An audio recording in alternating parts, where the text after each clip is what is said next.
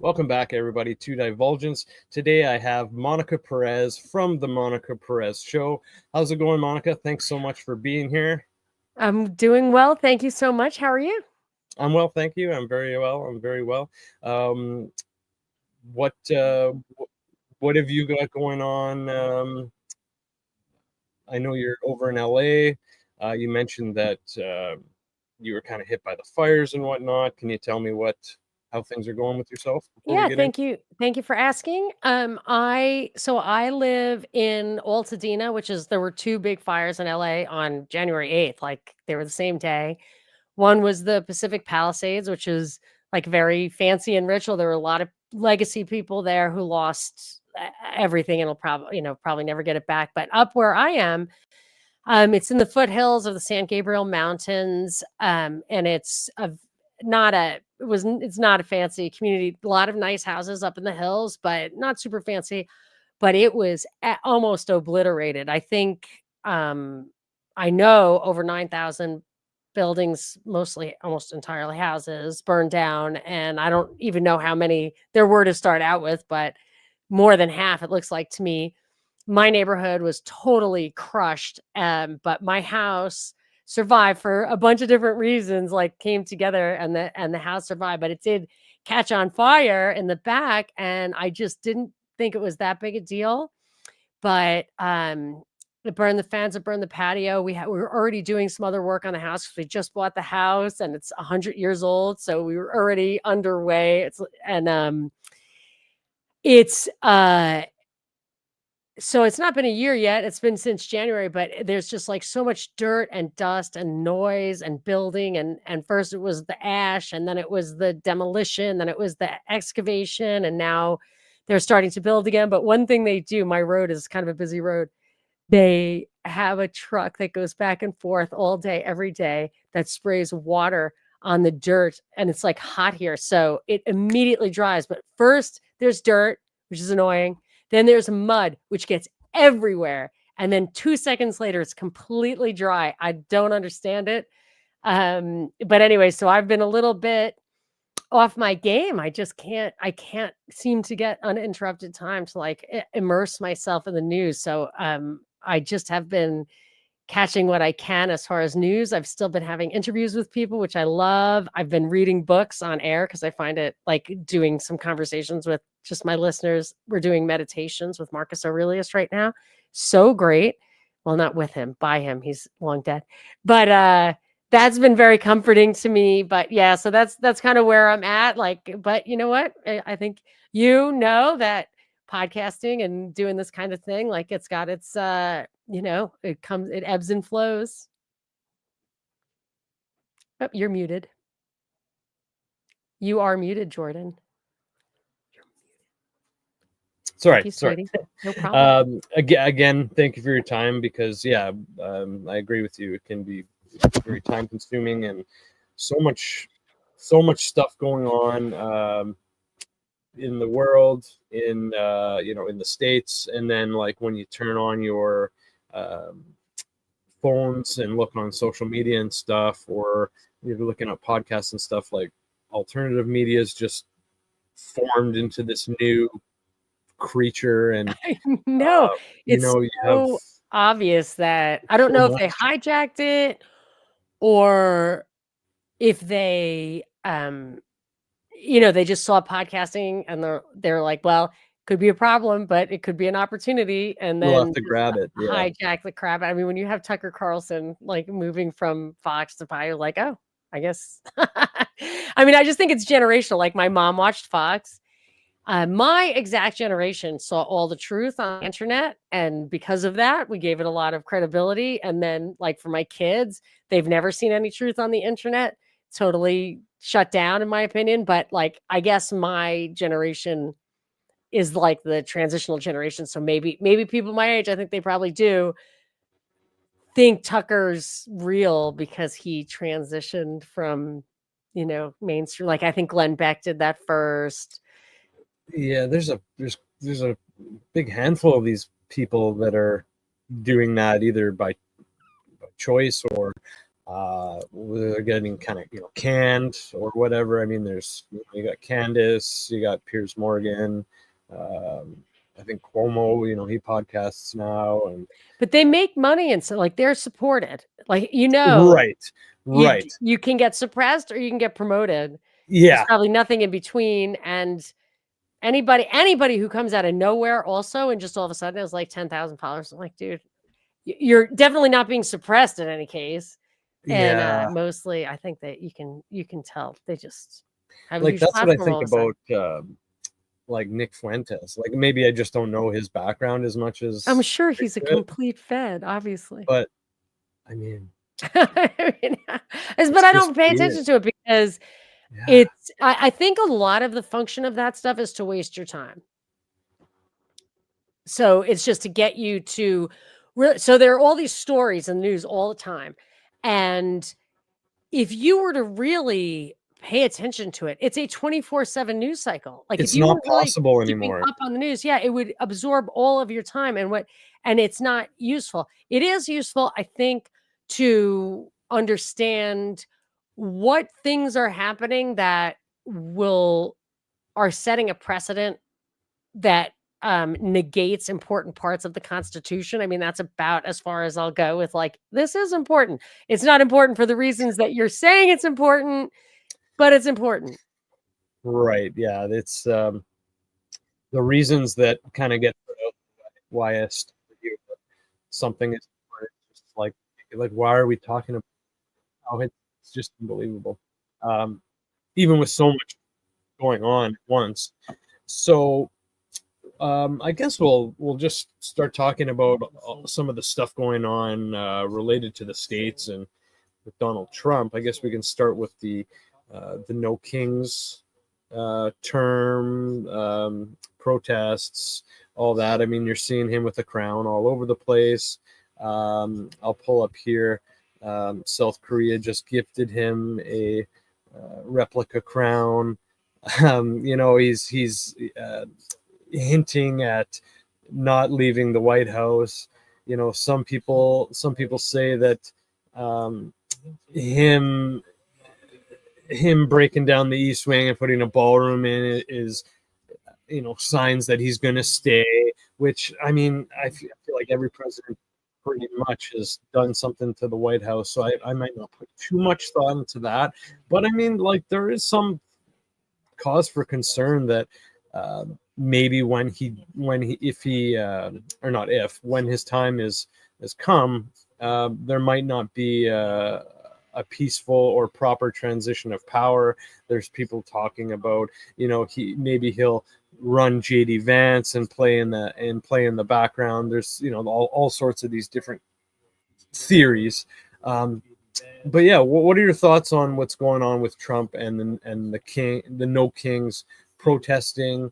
And do you know? I guess first of all, do you know where the term No Kings originally comes from? I And did. I didn't know. I looked up who was supporting it, and it was like an amazing array of far left organizations, but very, sanitized. So I figure it's like the 40 Faces of the Soros Foundation and a lot of unions, which really is a head scratcher because the people who pay union dues are people who historically and as a fiduciary duty to them, you do not want illegal below minimum wage immigration. I mean, it's the exact opposite of what the people who are paying for the unions should want. But I don't know are you going to tell me where the expression came from? Who coined it? yeah, that's what I mean. I heard Yeah, I I don't heard know. it. I heard it somewhere. I'll have to look it up and find it while we're talking though. Well, for me, it is kind of a weird, tortured expression. I don't really get it. Of course, it plays right into his hands. I'm from New York. So originally I was totally aware of Donald Trump, and we were all kind of shocked and horrified at how everything that he had down there was, like basically dipped in gold, which we attributed to his wife, Ivana. And, uh, so So now that you pointed out that he got this crown from South Korea, it's exactly what he would want. Like, he wants to be portrayed that way as far as, like, his taste goes, but to me, it's all a psyop. It's obviously dialectical. It's like owning the word queer, like, how do you beat it? You own it. So he's doing that, but you have to set it up so that he can own it.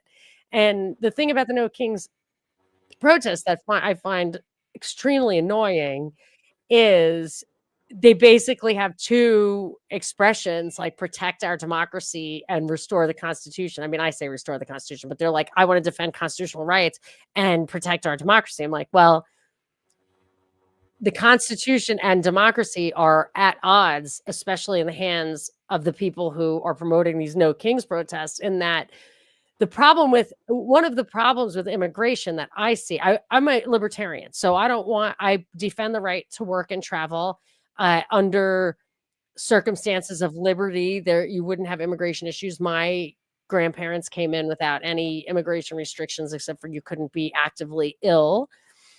But one of the problems with a massive immigration is you have people coming in from other countries who get the right to vote pretty quickly. They have no grounding in the reasons that this country is.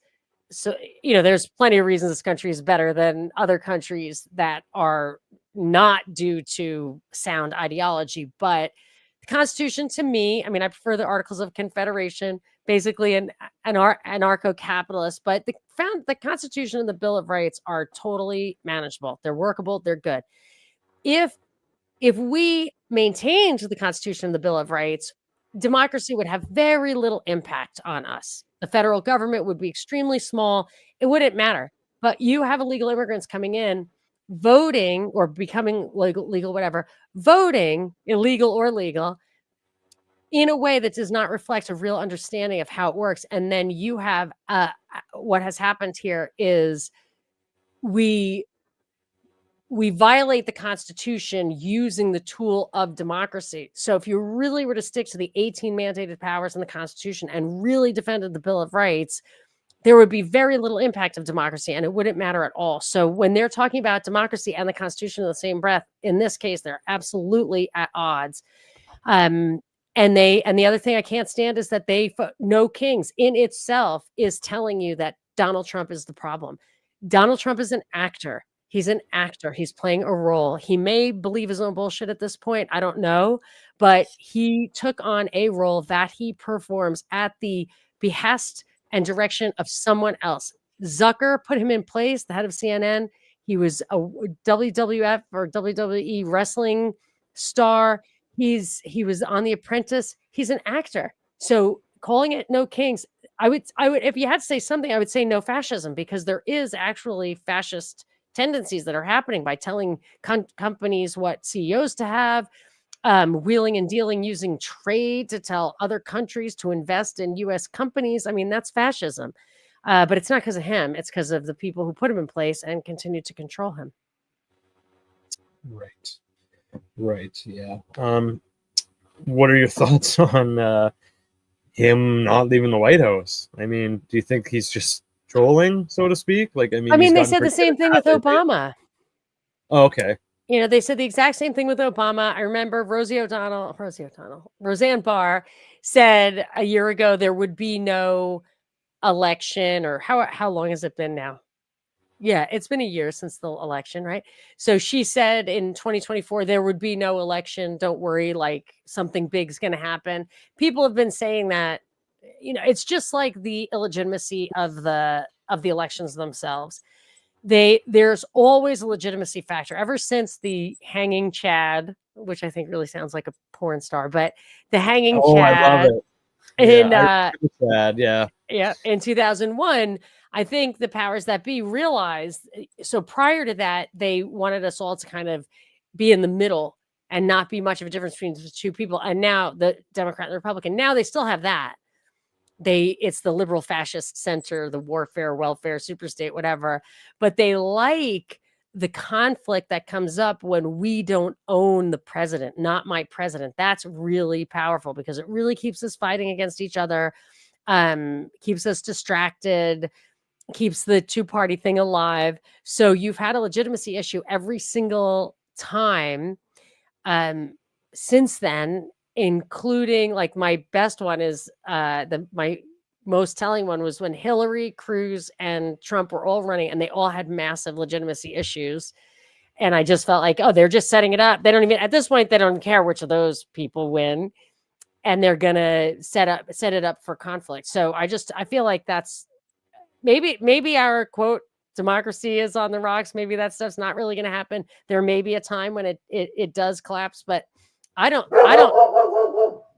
think it's outlived its usefulness yet. I did a little looking, and it appears that the "no kings" phrase came from 1776 writings from Thomas Paine. Interesting. Common Sense, I think, was his little famous pamphlet. That's it. That's Common Sense. In America, the law is king, no tyranny. Monarchy hath poisoned the republic. So yeah, there we go.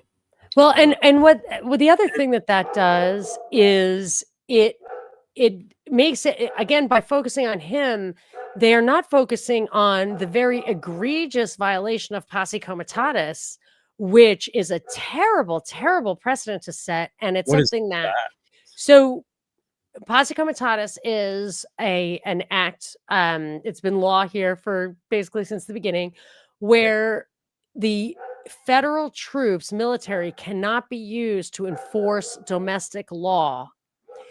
And there are few exceptions. I think it was like kind of a post-revolutionary thing rather than even a Civil War thing, but it might have been. I had the facts and figures on my head. But I forget that one. But there's a couple of limited exceptions. If the governor cannot enforce actual constitutional rights and asks the feds for help, if the president then demands that the violating parties disperse before he sends somebody in there, you're just not allowed to do it. So the way they're doing it is they're taking...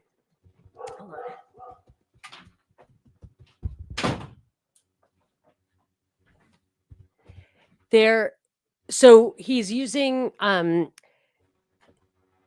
situation. It's kind of like the rape and incest exceptions for abortion. He's saying, well, I did it in DC because that's federal property, or like a non-state thing. I did it in LA because it was on federal property. I did it in Memphis because I don't even know if he actually went in there, but they asked me to. I did it in Portland because they threw rocks at federal agents.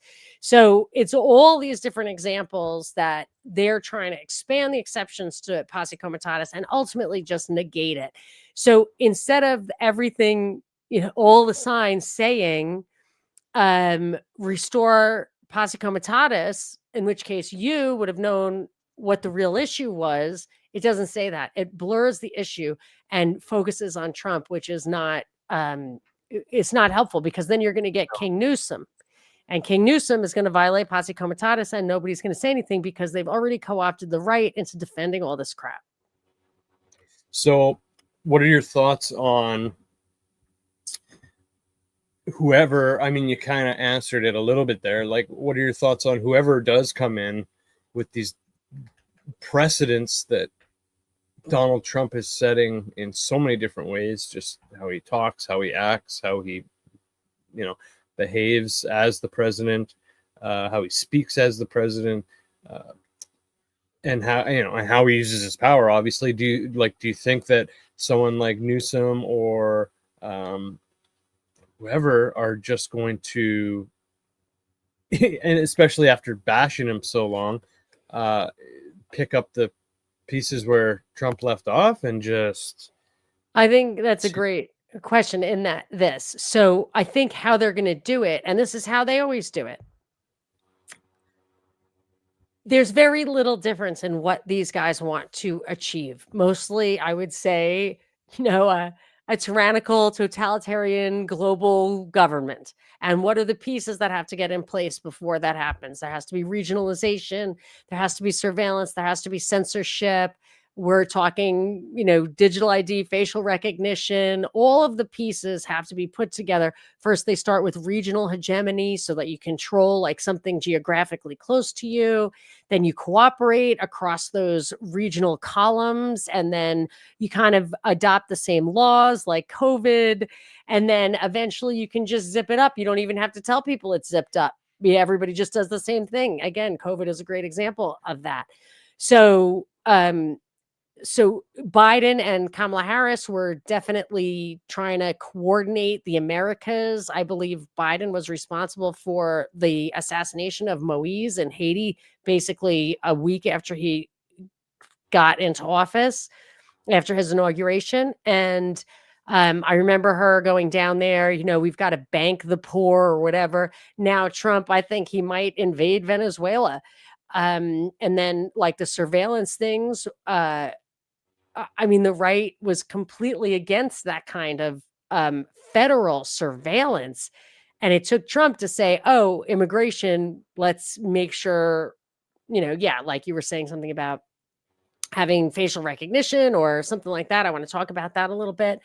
But all these pieces of the puzzle, both sides of the aisle have, want, and they want the power that comes with it. At what point at the highest levels are these guys actually coordinating? Well, we could see with COVID that they were actually coordinating. Do they like each other? Are they still vying for individual power? I don't know. But the way they actually distinguish themselves in the eyes of their constituents and the way their constituents are trained to respond. So the right was pissed about the Republicans, and they got Ron Paul, and he was so smart and quoted the Constitution, and it was just fantastic. That doesn't do. They do not want you being smart and thinking. They want you, they finally, with Trump, brought identity politics to the right, being irrational and emotional, but it's a different kind of, a different style. Where on the left, they have, so it's tough guy warfare stuff, right? So I always think the right is the warfare, the left is the welfare. The tough guy warfare stuff, that's the bluster that you get from there. On the left, it's compassion, it's rationality, it's common sense, it's intellectualism, it's diversity. So if you have a Newsom AOC ticket, they'll be, calm and pay a lot of lip service to process.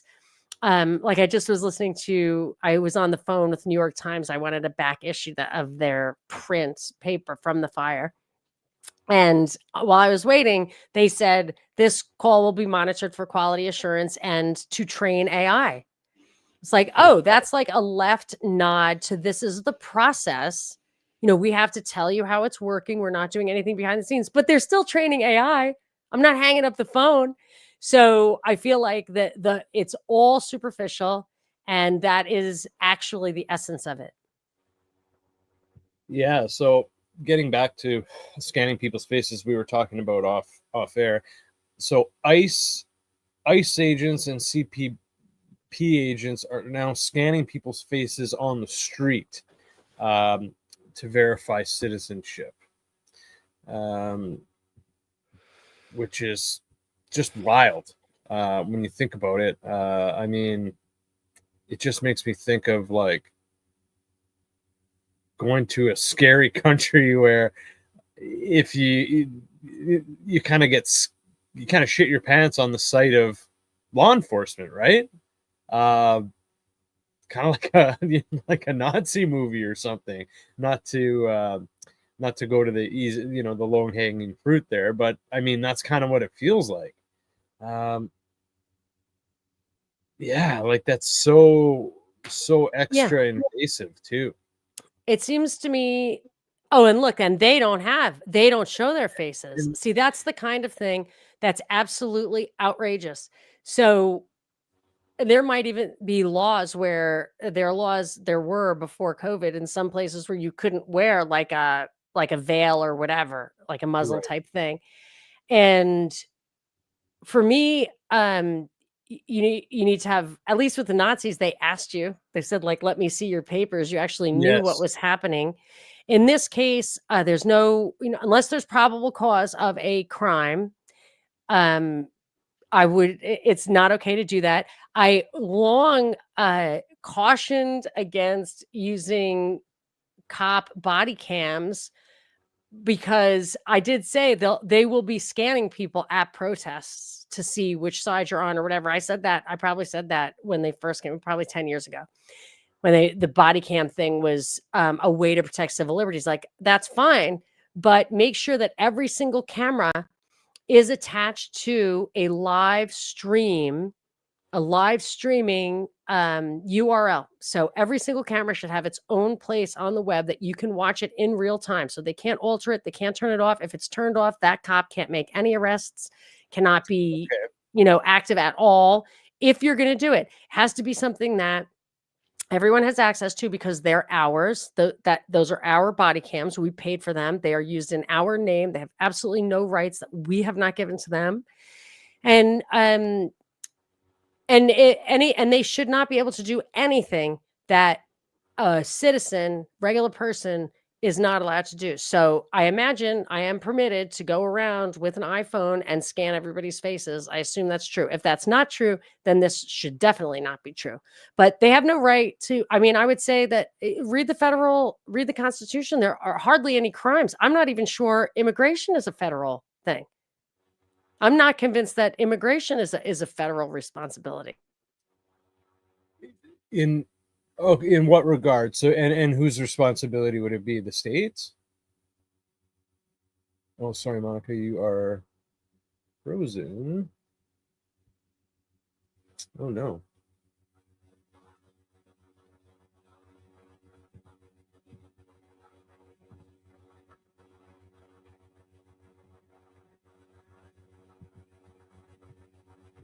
So she's having some issues, guys. Let's just give her a second here.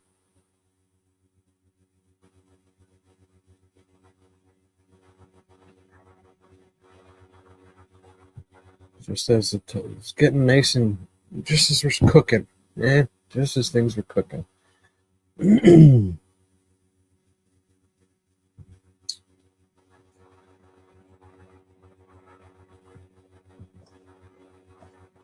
What happened? Did your laptop die or something?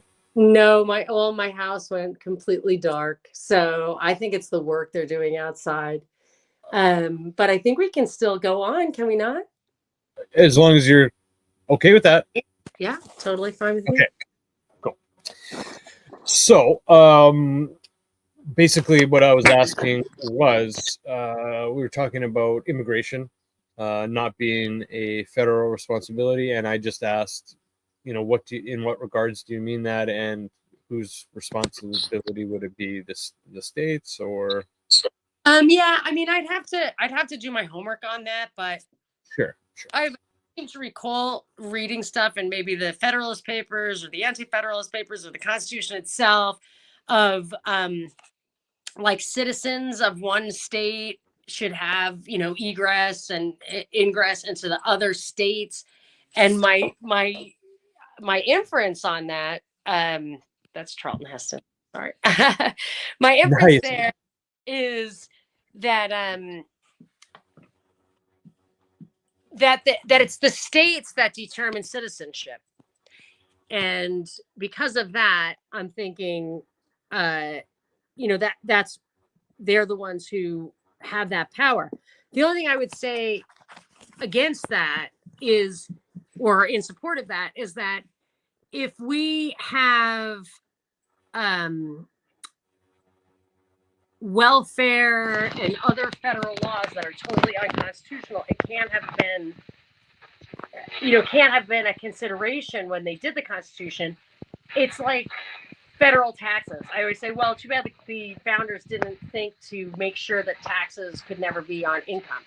Well, they really didn't think that hard about federal taxes because the feds didn't have that much responsibility. They didn't need much money. They didn't anticipate the possibility that they would take 40% of all of our earnings. Interesting. Yeah, that seems to be a common thought, that why didn't they say this in the Constitution or the and it's like, well, it was a very different time. What are your thoughts on that, just quickly, like that? should documents like that were created so long in the past from such a different time, should they be open to amendments and scrutiny? I think that the amendment system is pretty good. I think it works pretty well. I think I don't believe that. So yes, I think that they thought of almost everything. They thought of, they act like they did not think of terrorists and stuff. They absolutely did. They had pirates. They have letters of marque and reprisal.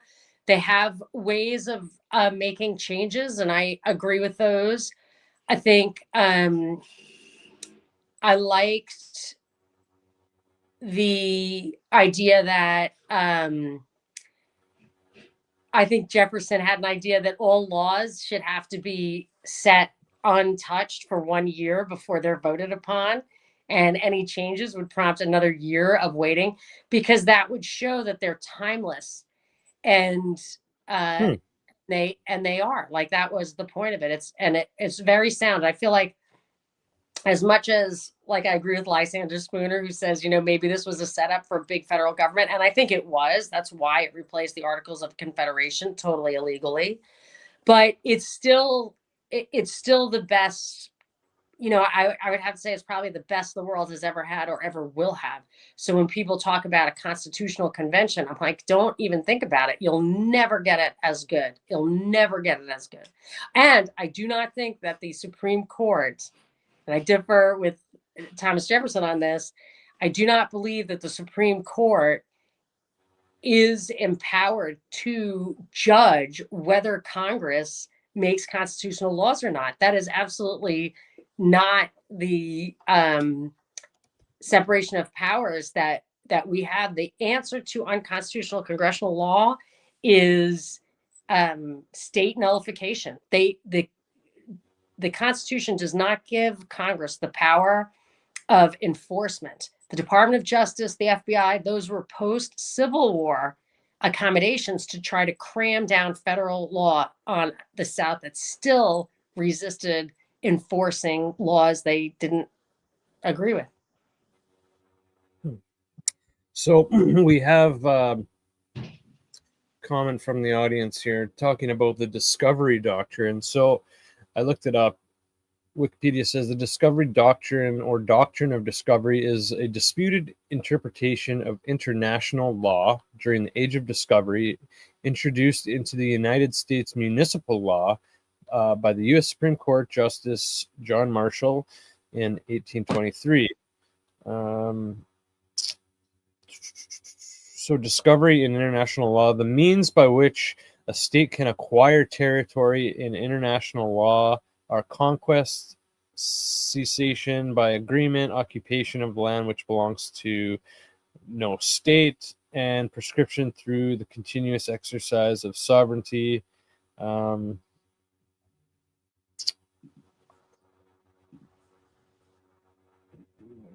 Yeah, I'm not sure what part they want me to read out, but maybe they can cut and paste. Are you familiar with the discovery doctrine? Never heard of that, actually. I don't. What they're getting at, I'm not sure. Okay. Well, fakes from the reels. if you want to add a bit more, we can get back into that. Going back to ICE and whatnot. So what about the thought you're talking about their face coverings? You don't seem to like that. What are your thoughts on them being doxxed and threatened and stuff like that? I mean, the thing was from the beginning, very made for TV, in that those original ICE protests, and then the military, the U.S., whatever, the National Guard coming in downtown.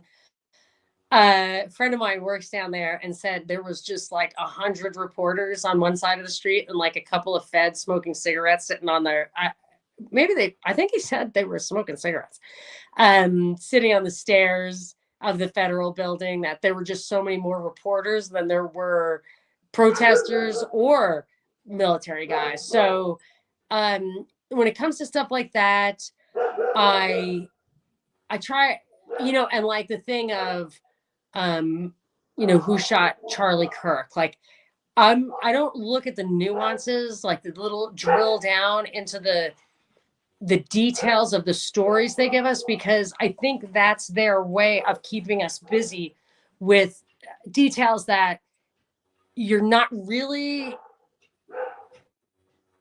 going to be able to. I mean, if you want, do I think that agents of the state or the feds should have privacy and secrecy? I don't see why they would. I mean, they're supposed to be our agents. They should.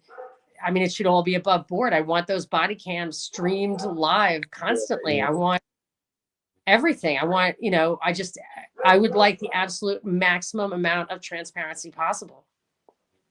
Fair enough. Fair enough. What's it like where you are? Are you seeing ICE? No, the only thing they did up here, it was so annoying. There's no ICE activity up here. Altadena is right outside Pasadena. It's a very, I would say probably Pasadena. Altadena is like the middle class one, but Pasadena is rather upper middle class. So right after those ICE things, they brought the protests here. And from like the reports I've read, the people I've seen, people have told me have gone down there. I didn't go down there. They're like 40-something-year-old soccer moms and stuff. I mean, they're enjoying themselves. They're there to feel like they're part of the political process. They're really removed from the situation. The closest they've come to illegal immigrants is definitely the people who are doing their lawns. And why would you want to bust those people? Like, we were sold this stuff about immigration and ICE and all of that based on the like gangs and murders and stuff. And that's just not what they're addressing at all. And the people who are you're defending the right of some company to hire below, minimum wage labor. Like, is that really the hill you're going to die on? I defend the right to work and travel. I will die on that hill. But I mean, first we would have to restore the Constitution and give us back the right to work. But, the union's inclusion with government, these things, we don't have to start with a disruptive accommodation to an overly manipulated labor market. Gotcha. So you don't feel that ICE is really cracking down on the stuff they should be cracking down on? Like you mentioned gangs and stuff. I think there's a very orderly process for fighting crime. I think most crimes, I mean, there's only 2 crimes in the Constitution, federal crimes, treason and counterfeiting. So the federal government needs very little to do with that. The first thing I would do is eliminate all crimes that are not inherently bad. There's 2 kinds of crimes, mala prohibita and mala in se. So anything that's mala prohibita, prostitution, drugs, whatever, they're not crimes in my opinion.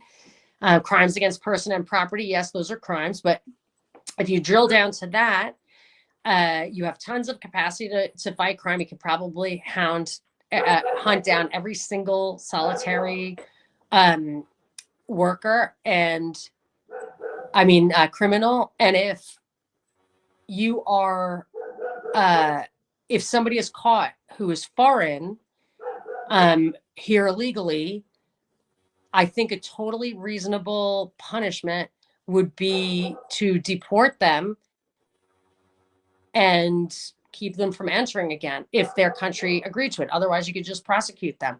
I mean, maybe it's a form of exile. I have to. Okay. Can you hear that dog? Yeah. Can you hear my dog? Crazy. Yeah. Yes. Let me get rid of it. Yeah. Go for it. Sorry. All good.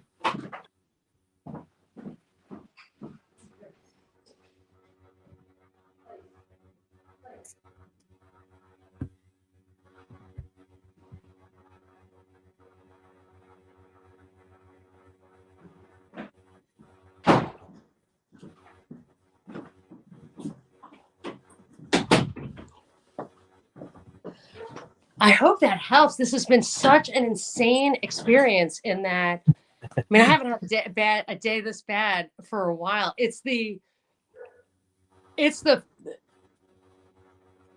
just all the workers and the trucks and everything um from the reconstruction over here, and we had just adopted this insane dog who had been on death row. We adopted him like 1 month before the fire, and holy cow, I'm looking to see if I have headphones that'll work here. He's just a nightmare. I mean, I love him to death, and I can understand why he was on death row. Oh, jeez. Anyway, but it's okay. But he was fine before. There were people here constantly, but now there's constantly somebody here scaring him. He's really nuts, like he's missing his teeth and everything. But oh my God. we thought we were doing a good deed. Yeah, no, yeah. Fair enough. So we were also going to talk about phone crackdown. Oh, you're gone there. Looks like she's having problems again.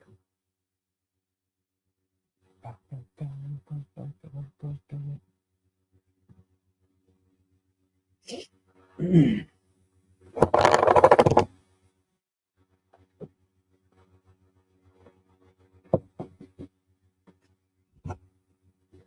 we can get her back. Sorry for this, everybody. This is it's no fault of hers, but here we go. Let's try again. There you are. Let's Are you back on the computer? Oh my goodness. No, I just use the hotspot with my laptop for as long as that'll last. That way I can plug my headphones. Oh, nice. Cool. All right, let's try that. That should be better. Is that way better or not? Yeah, I think so. If you can hear the dog, let me know. Okay. I'm sure it'll be fine. So, yeah, we were going to talk about phone crackdowns, particularly at the airports. So what are your thoughts on that? So they're cracking down more on, they're going through more people's phones. They have upgraded technology to go through the phones and kind of compile a report on your activity and usage in like record timing. And they're giving people problems if, like, you know, there's anti-Trump stuff, or I think one guy in France got turned back for a JD Vance meme. I mean, it's crazy how controversial memes have become in the last little while. But yeah, that's just wild. Like, I mean, isn't that like, no, it's not even freedom of speech. Isn't it just like freedom of thought and freedom to tell a joke and hear a joke and read a joke? And like, I mean, it's just unbelievable. So again, like they're always trying to find a way around the constitutional principles, and the in this case, so they can't just tell you what to say and think and do. They want to say there's bullying and blah blah blah. So they want to, but they can't. So what they did was they made everything that we do, including travel, not a right but a privilege. They did that by taking over. So they take over the airports. They pay for, they meaning us. So they take all that stuff over. They pay for it. They don't make the airlines should pay you. There are plenty of private airports. There still are.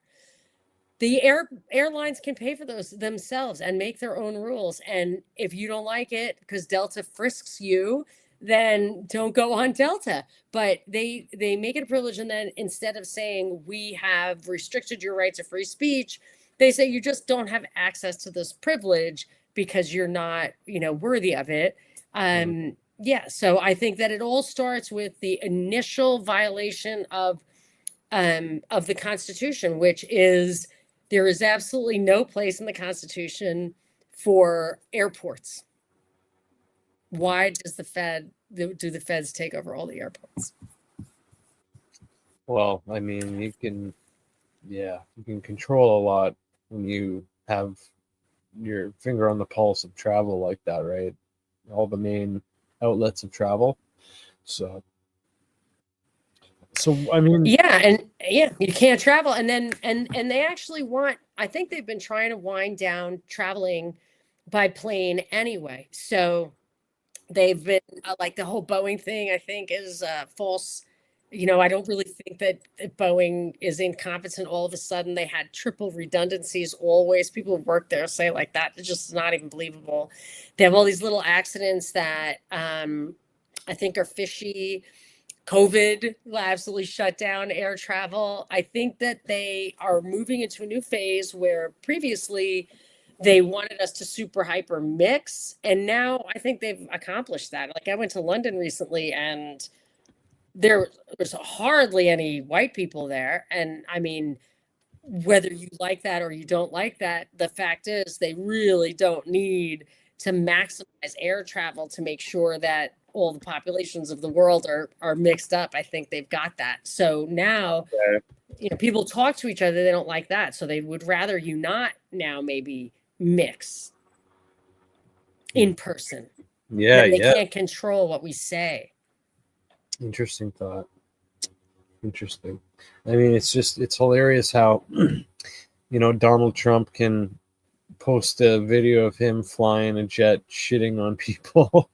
Did you see that? Yeah. And then, Yeah. but then, he gets hurt over a meme. I mean, this guy calls people dogs and, they're terrible and ugly and pathetic and a failure. And, they're not hot anymore. And, he says whatever the hell he wants. And like, but I mean, but then he gets so, sometimes he can get so butthurt over the littlest stuff. Yeah, vengeful. It's really a terrible example to set for children and society to have this Absolutely. person that we admire, who the people teach their kids to admire to behave that way. Of course, I think all of that is part of the psyop and everything is designed to reduce us. I mean, there's just something really sinister going on at the top. Has no respect for the human being, that as an individual. There's no sense of equality whatsoever. And those people at the top are implementing the worst possible trends in society that gut us of our own humanity and then make us responsible. It's like they had segregation in the 60s and Black people rightly felt that was unfair. But I had people, Atlanta was like 50% Black, and I used to have a radio show there. I had old guys call and say, at least back then, we had our own hamburger joints. Now is McDonald's. Like it was the original FUBU. It was the original for us, by us, to have it like that. And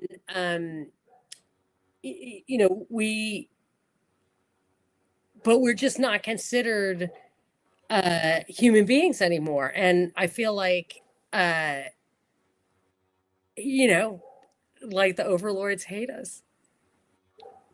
Crazy. That's an interesting way of looking at it. I never really thought about that.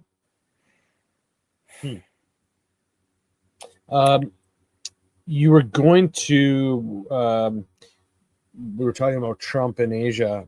He just had his Asian trip. You were going to talk about, I think you read a story about Trump on his Asian trip. Is that correct? Yeah, I was just reading the Wall Street Journal this morning, and like this article was so demonstrative of how Trump has gone.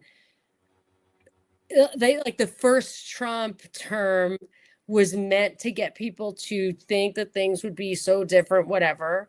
And then, I consider the Biden era just like a bridge.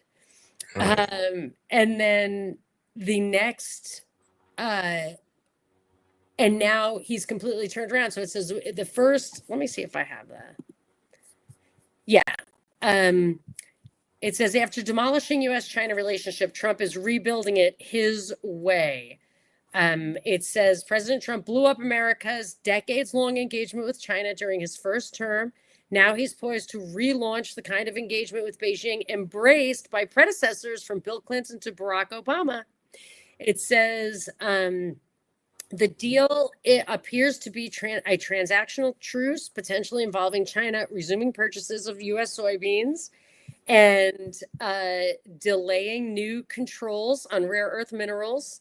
The U.S. On the table for the U.S. is shelving new tariffs, rolling back the 20% levy on China over its role in the fentanyl crisis, and potentially refraining from taking new policy actions against China. And then it goes on to say that this is going to be the beginning of like a whole new relationship.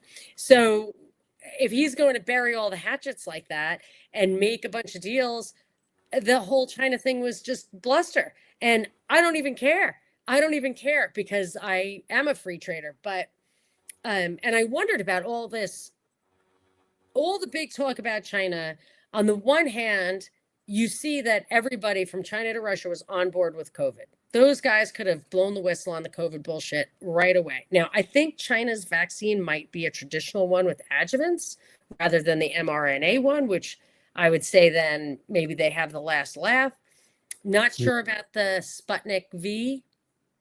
But then the other thing is, even if like all the warmongers who are preparing for war with China, even if that comes to fruition, I would say these guys like war just as much as we do. So just because we're going to war doesn't mean that we aren't colluding. So I feel like whatever it is, see, this is where it all went wrong.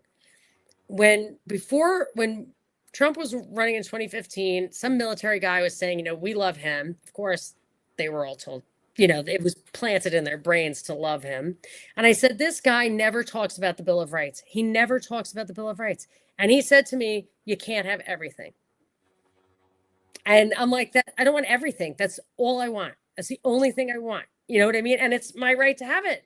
Like I just want what's mine. And once they gave up on really caring about the principles and gave themselves over to this cult of personality, and my mother used to say, I don't know. I just think he loves this country. And it's like, I don't think he loves this country. And B, I don't give a crap if he loves this country. He's not a king. So it doesn't matter. It would be interesting to get in the mind of him for sure. Like Trump is such a character. But do you think that his mind matters, or do you think he's playing a role? Like, is he a character or is he a character?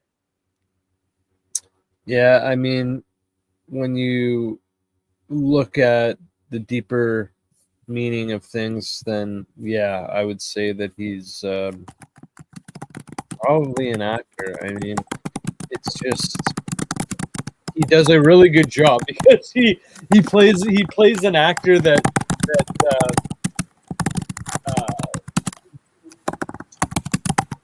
who sounds like he wouldn't be an actor. Like he wouldn't follow anyone's rules. He wouldn't follow anyone's script.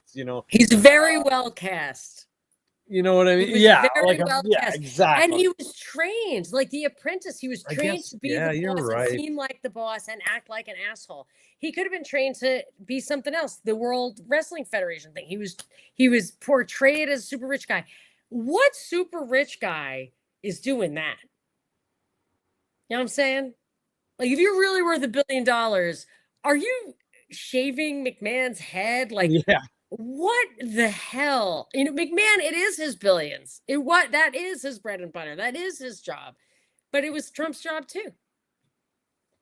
So, I mean, he went bankrupt 4 times, and that's not something to brag about. Absolutely. I just like the system. And they're like, well, we need a businessman on top of it. We don't need a businessman who goes bankrupt 4 times. Like, you don't need the businessman who goes bankrupt. You need the businessman who prospers.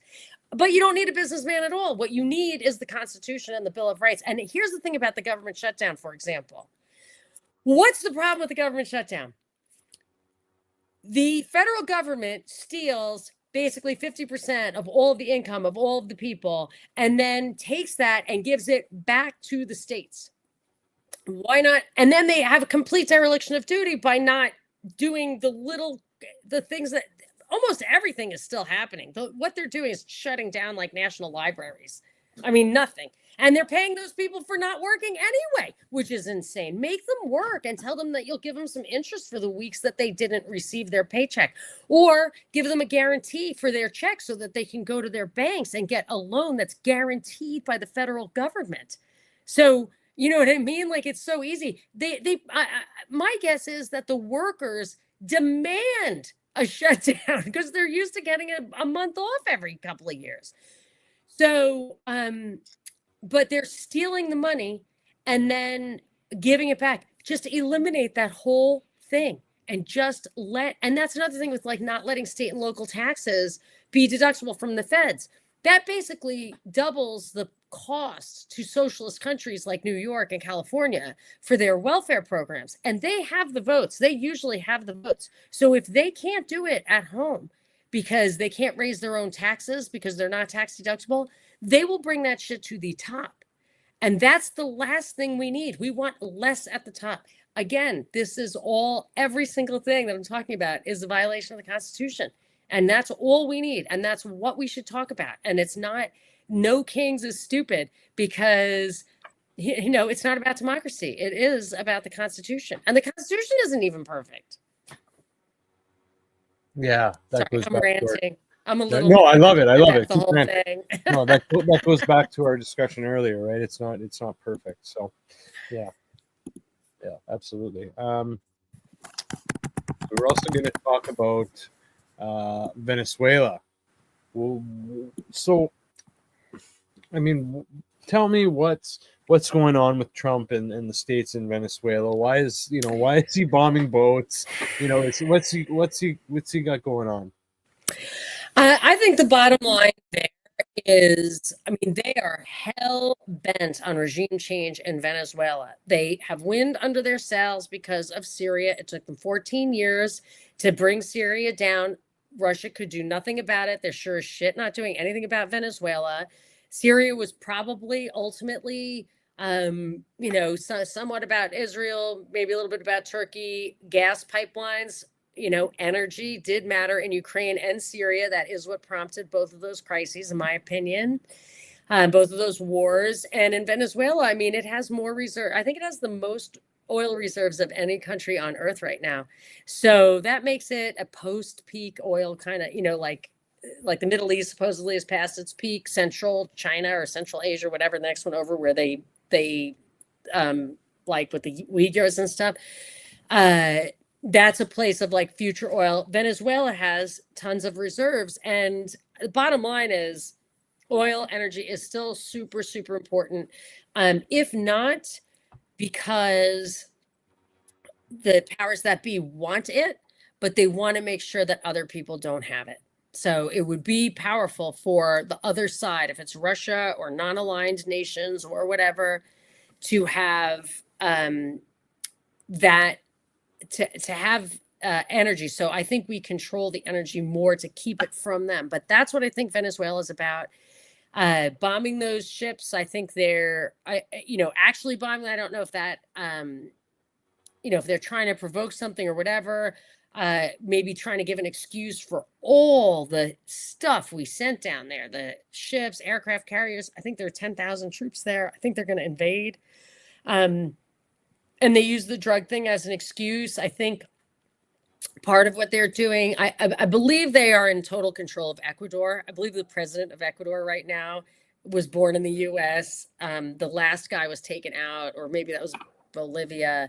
So they're like one after another. They're ticking off total control. I don't know if they're in control of the Colombian guy, but they're certainly opening lines of communication with him now, and to see which side he's on, because Colombia borders Venezuela. But I think, they tried to do a coup in Venezuela. It didn't work. I think they're going to have to invade. They want it. They're not going to give up. And bombing those ships is just murdering people so that they can foster this excuse or the narrative that they're working on. But they're murdering those people. And I don't even care if there are drugs on the boats. They're still murdering them. Fair enough. It seems a little odd. Putting that much force into a drug boat. I don't know. So, but yeah, I guess we'll see what happens there. Do you think that's, I would assume that the CIA that'd be something that the CIA would be behind, be pushing too. That seems like their MO, right?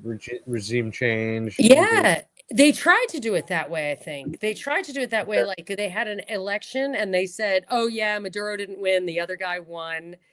And the other guy was obviously like a U.S. puppet. They put Elliot Abrams, boy, talk about deep state. He was the head of Venezuela, PSYOPs or whatever. Like he was the special envoy regarding Venezuela until recently. He's a real bad dude if you look up his thing. So obviously, Venezuela is definitely in the deep state crosshairs. But yeah, he just I think it's never been about anything else. And I think they probably gave Chavez, who was more competent than Maduro, more popular. I think they probably gave him that cancer that killed him. Wow. Okay. Really? Yeah, I think that's not I didn't make that up. Other people think that too. Okay. Interesting.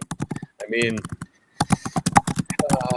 they tried so many interesting things on Fidel Castro, right? So, and then there's so many interesting CIA stories about, pills and shots and needles and different drugs or I guess you could call them chemical weapons that can make a heart attack or cause cancer, or you know what I mean. So yeah, it's totally possible. I'd say that's totally possible.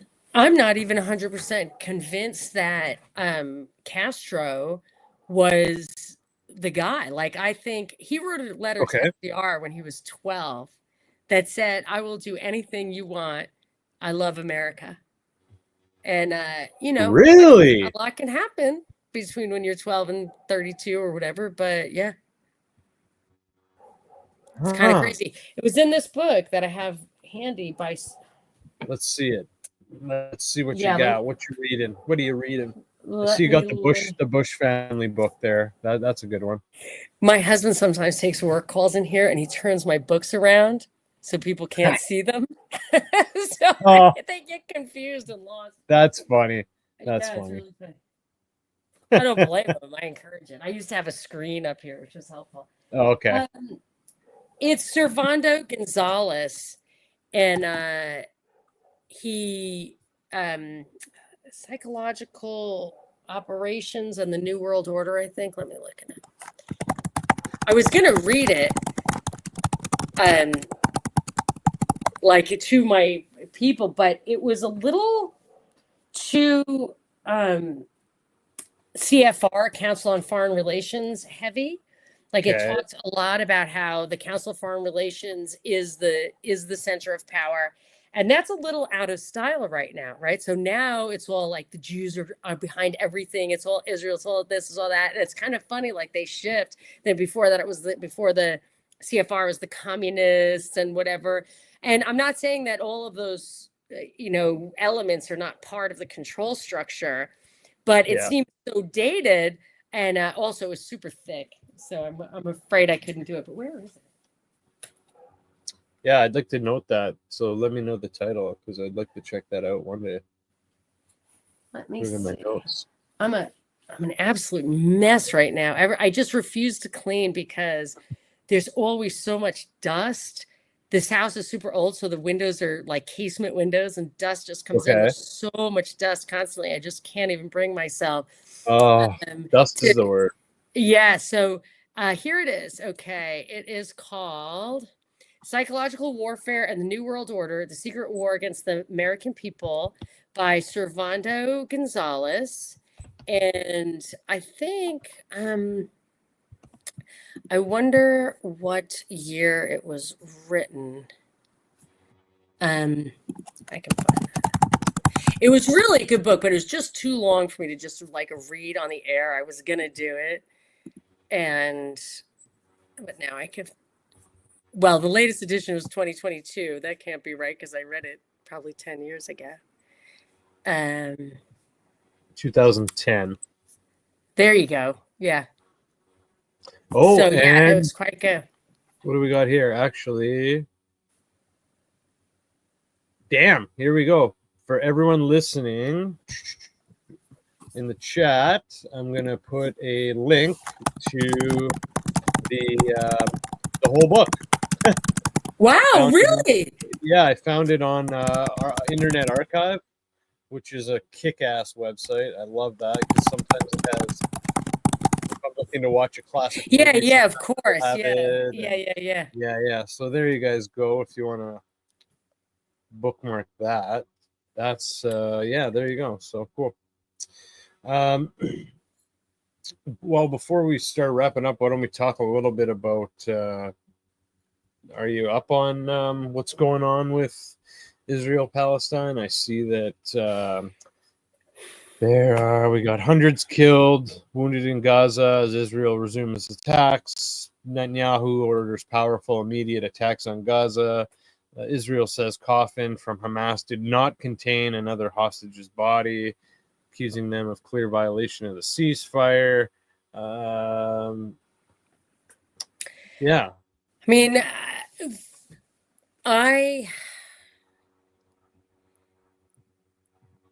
first of all, like the history of Hamas, I mean, I remember when they kind of transitioned from the Palestinian Liberation Organization with Yasser Arafat, which was a secular organization focused entirely on the right and wrong of the situation. It was in the interests of the, UK, US, Israel, triumvirate, whatever, to move the conversation to radical, violent Islamists, whatever. And there is evidence that they were behind the creation of Hamas, the movement over into that totally different way of dealing with it. So let's say that they're responsible for Hamas. Let's say they're not. Let's say October 7th. Sorry, the Israelis? Yeah, so I assume they are. Because I hear that. I hear that Netanyahu created it. Funded them, or I think in our world that's common knowledge. But let's say that's not even true. And and I look at October 7th, I'm like, there's absolutely no way. The best way to infiltrate an Iron Dome is hang gliders. Do not think that happened. So they moved that thing over. Yeah, the operation where they're allowed to kill their own people. I forget the name of it. Actually, an Iranian Jewish chick told me about that. Like, there's an operation where I forget what it was called. It's not Gladio or Gladiator. It's a Goliath, or I don't know what it is, but the IDF is allowed to kill their own people if it fosters the greater good. I'd have to look it up myself to remember it and know the details. But so they could do that. They supposedly moved this music show concert very close to the border. It's supposed to be the Israel's like Coachella. It's like 1/100th the size of Coachella. Why would you move it into the danger zone? All that stuff. So October 7th, that narrative I question. But let's say you didn't. You have 1,200 people killed or kidnapped or whatever. And you've killed in retaliation 65,000 people and destroyed absolutely everything. And if you look up the tenets of a just war, you are not allowed to do that. It has to be proportional. You have to be, it has to be effective, fair, just, all of those things. Like, it's not right. And looks to me like what they're doing is they just wanted that territory and they're taking it. And it's shocking to me. It's shocking. But I also look at Syria. I have an affinity for Syria. My grandmother is from Syria, from Damascus. And I look at, I think probably 10 times as many people were killed in Syria as Gaza, which I don't know what the proportion of just wholesale bombing murders in Syria, but hundreds of thousands of people have died in the quote civil war in Syria, which was definitely fomented from the outside. And there's just it's just murder. They're just murdering people to steal their land. It's crazy. Yeah. We're in on it. Like, not we. I have to stop saying that. The empire. I do not consent to any of this. I'm never voting in a federal election again for as long as I live. I do not consent. The empire is acting in my name, against my wishes, with my money, without my permission. They are stealing it from me at the point of a gun. They're using it to kill people and steal their shit. And it's horrible. And they're in league with other countries. And that's the empire. And I hope that, I mean, I don't want to be Chinese or Russian. They don't want me. I would have no hope if they took over. They don't want anything. I'm not part of their culture. It's a shame that we've lost ours, but I wish they would stop some of this stuff. Yeah. I mean, it'll be talk about losing culture shifts. Like, it'll be wild to see what happens if Modani takes over in New York. I don't know if like city council is going to buy any of his policies, so I don't know where he's going to be at that point. But he's making some pretty wild promises, and there are some. I mean, a lot of it could be bullshit, but there's a lot of different accusations against him, what he believes, him eating with his hands, stuff like that. I mean, the stuff that I hear that comes across the super high level headlines is, he's saying he's going to tax the shit out of rich people and make everything free for poor people. Everything free. I will tell you that will not result in greater prosperity for the poor people. It's not going to work.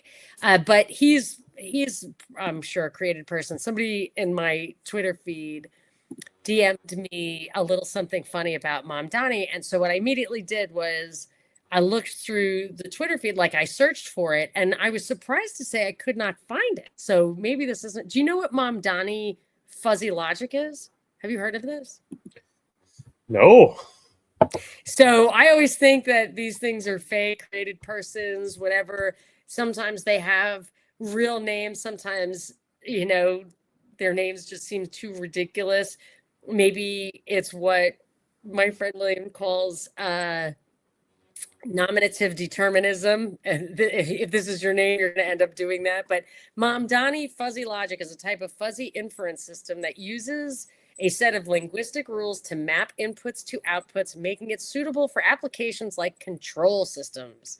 It was introduced by Ibrahim Mamdani in 1975 and is characterized by its use of fuzzy sets for both inputs and outputs, requiring a defuzzification step to convert fuzzy results into crisp values. And I could see the metaphorical meaning of that. In that, there's a lot of nebulous promises when it comes to communism, but if you're going to use it to bring everything together for a control system that is ultimately ironclad, I could see, an analogy to the kind of Soviet thing. And I don't think so. I think we're headed towards fascism. And I think communism and fascism are flip side of the same coin. But we're, look at our Obamacare thing. Like, that's what our Democrats decided to put in place, a mandate to buy a financial product.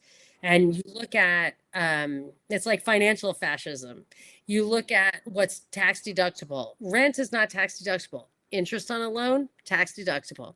Your insurance, health, medical expenses are not tax deductible. Your insurance premiums, which are a financial item, tax deductible. When things are tax deductible, they're being subsidized.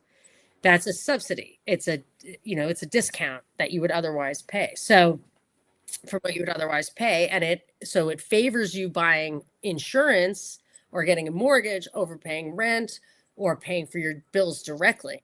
So, and when you look at what Trump is doing, telling CEOs what to do, telling countries, and making this AI executive order that talks about how to spend money, sovereign wealth fund for a country with a projected $50 trillion worth of debt is insane. It's just these are all just financial fascism, in my opinion, and I don't think communism is even a possibility. They'd much rather have our way of doing it, which is, the way it's being done now, which is this extremely high progressive taxation, get everyone to give. So the communist theory is from everyone, from them to their abilities, to them according to their needs, from them according to their abilities. How do you get that? But really striking the balance of progressive taxation, where you can get people to work as much as they are willing to work, giving them the little bits of creature comforts that motivate them. You can get all you can out of them. And then on the other side, just give them the bare necessities, actually give them things like public transportation and and healthcare so that they can go to their corporate jobs for wages that are below subsistence levels. So, it's very fascist to me. And even the way the money's going to go, it's it's not going to have any soundness in it. And I remember reading that Hitler, one of the last things he did before the West really got pissed, was introduce like a Reichsmark, which was an hour of labor was equal to 1 coin, basically, no matter what you did. So, who knows if the financial system is going to pivot to fascism, even in how they change, they're obviously going to change the currency, how they're going to do it. Right. Yeah. Oof. Well, cryptocurrencies could be a method, right? Yeah, I see there's a comment about free buses in New York City, speedier transit, much less congestion, typical big city problems worldwide. Yeah, there are ways to do it. We certainly have technology that you could have ingress and egress into these modes of transportation without slowing down. I got into the country without even showing my passport recently because, against my permission, they used the facial recognition stuff and they just waved me, and I did not even slow down entering this country, So I could probably get on a city bus without much fuss. I worry free stuff like that, you end up with a lot of bums on there. All you'd have to do to be homeless, you could just fill the buses up with homeless people, just right? on and off. Yeah. Absolutely. And it could just be a place for people to hang out and do drugs, do drugs, do crime. The tiny houses here immediately got super disgusting. Like, they got all the homeless people in these tiny houses, and then all the liberals who were clamoring for like a solution to the homeless problem, are very not in my backyard, which is totally fine. Not in my backyard either, but I'm not telling it to be in your backyard. Like, not in my backyard is fine because I'm not for the policy. Screw that. Gotcha. Yeah, for sure. Two things before we go. I'd like to cover if you have any thoughts on Russia, Ukraine. That's another big one going on. It seems like both sides are unwilling to compromise. It seems like it's one step forward, 3 steps back. Do you think? What are your thoughts on the outcome? And on the outcome, when it might happen? I guess I thought the outcome from the beginning would be just that Russia would get the 2 oblasts that it wanted. And I don't follow it that much, but I've never been moved from that position. I think we are bombarding Russia constantly to keep them. It's like machine gun suppression fire. Like, you're there bombarding them so they can't go to Syria, they can't go to Venezuela. This is a great way to destroy Ukraine and build it back better with, whatever kind of all digital society you want. Ukraine's might not be a bad place to do that, just as far as location and history and everything, I think. But I think the powers that be are satisfied with what's happening. What's going to happen? Yeah, I would think those 2 oblasts, but I think they're satisfied with what's happening. And I think the next place to keep an eye on would be Georgia, the country of Georgia. It was one of the places that was mentioned so the thing that I remember thinking precipitated finally the Russians. So in 2013, 2014, the US implemented a coup in Ukraine. I'm not sure if you're fully aware. I was following it at the time. They had a democratically elected president, Yanukovych, Victoria Nuland, Vicky the Noodle, and Jeffrey Pyatt, who was the ambassador to Ukraine. Talk about treachery. They instituted this coup, and Yanukovych was falsely accused of murder, whatever, had to go to Russia. That was a long time ago, and they thought Russia might react, but Russia held its, it would give supplies to the oblasts, Donetsk and Luhansk, who were upon that coup totally disenfranchised because they banned Russian as a language, and that's what their schools and their voting and everything was in. So those people were completely disenfranchised overnight. Crimea too, and Russia, Pyatt and the Noodle were afraid that Russia would react, but they didn't. What made Russia react finally was, I think it was some kind of UN thing.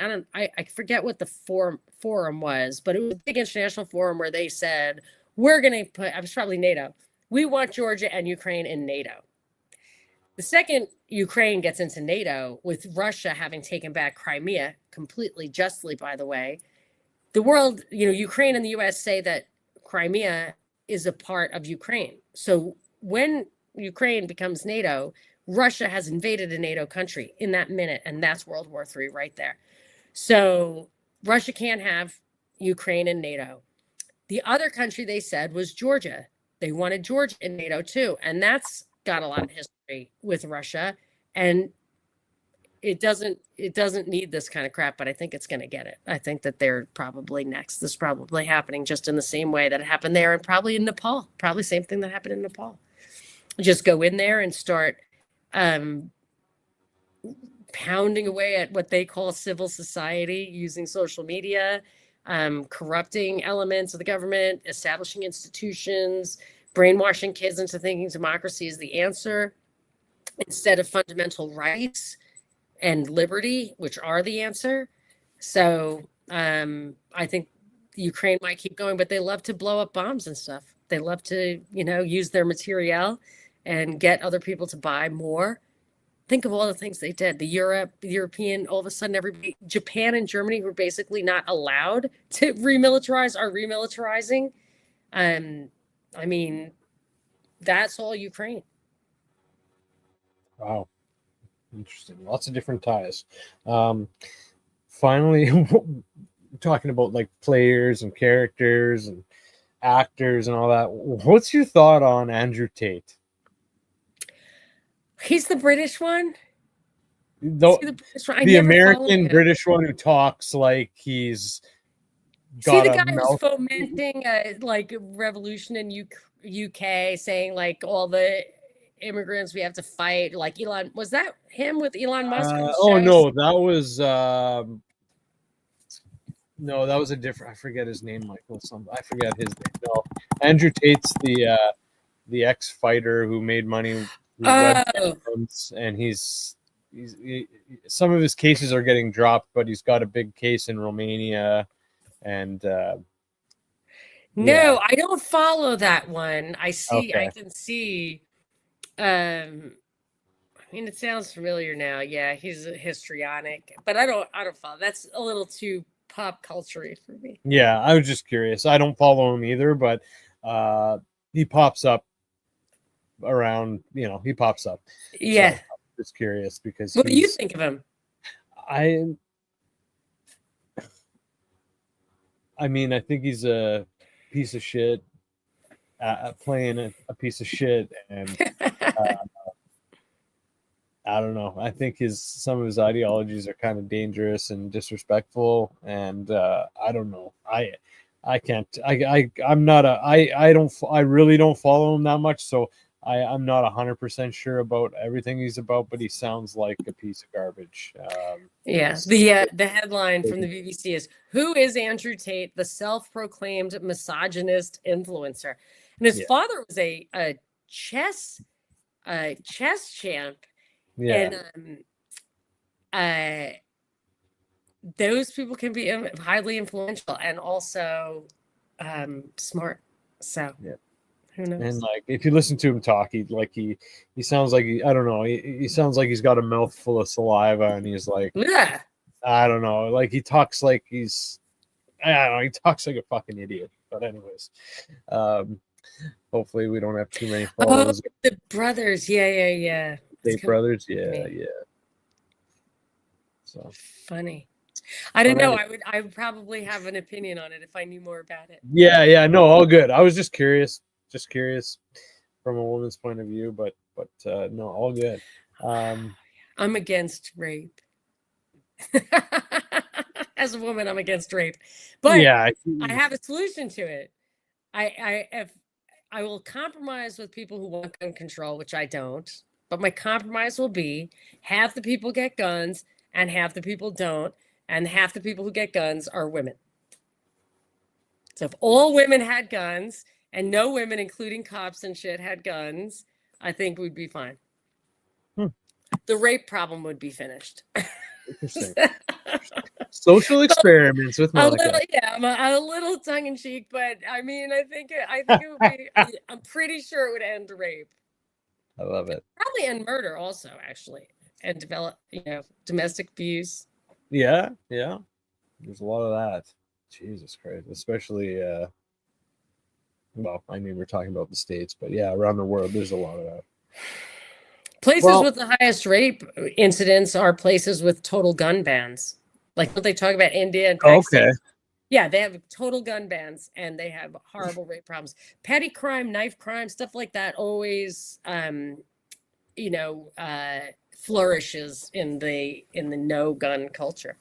But it's like everything, you need to have some wisdom when it comes to it. You need to have wisdom about pot. You need to have wisdom about guns. You need to have wisdom about making sauerkraut. Like there's just stuff that we grew up with and it's been eradicated. So just radically re-embracing it all, we've lost so much. Yeah. But not everything. Yeah. No, fair enough. There's always another day and there's light at the end of the tunnel. So we just got to make the right choices, right? Yeah. Well, Monica, thank you so much for your time. It was a pleasure to meet you again. Thank you for your patience. I cannot believe what a disaster. I'm glad that you had a minute for me to pivot around and finally figure this out. All good. I hope you'll come back. I'm happy to. I certainly owe you one, as a matter of fact. Well, good. I'll keep that in my pocket. Dog is insane. He was on death row because of that barking. And I thought it would be no big deal because we lived in this totally quiet place with a huge high fence. And within a month, it burned to the ground. Our fence, our backyard, everything just burned to the ground. And it's nothing but trucks and people in my house around. I think it's taking years off of my life. But anyway, my most sincere apologies to your listeners. It's okay. The important thing is that you're okay and the house I know. At first, I was like, I don't even care about the house. I'm so happy that we're all safe and whatever. Yeah. And then over time, you're like, okay, the barking has to stop. So anyway, we should be in the home stretch here. But I absolutely owe you one. Thank you for your patience and for your listeners, too. I really appreciate it. Well, let everyone know where they can find you and anything you want to promote or push that you're working on right now. I know you do have the Monica Perez Show, but let us know what. Thank you so much. Yeah, so the Monica Perez Show is where everything is on your favorite podcasting platform. I have Substack as well under that name, monicaperezshow.com. I probably have 1,000 shows in the archive. And the one I do, which I think is valuable right now because my news show is on hold, is Cognitive Dissidence, which I do with Hervoy Morich of Geopolitics and Empire and Parallel Mike of the Parallel Systems broadcast. And we do once a month get together and hit the news from 3 different places in the world, Mexico, an undisclosed location for Mike and me in LA. So that's super fun. One of those just came out yesterday. So if you want to go to you can listen to that. It's as up to the minute as you can get. Cool. That's awesome. Well, everyone check that out. Make sure to please subscribe to the Divulgence podcast on YouTube. You can check it out wherever you get your podcasts. You can also find me on X. Thanks again for your time, everyone. Be safe, take care, and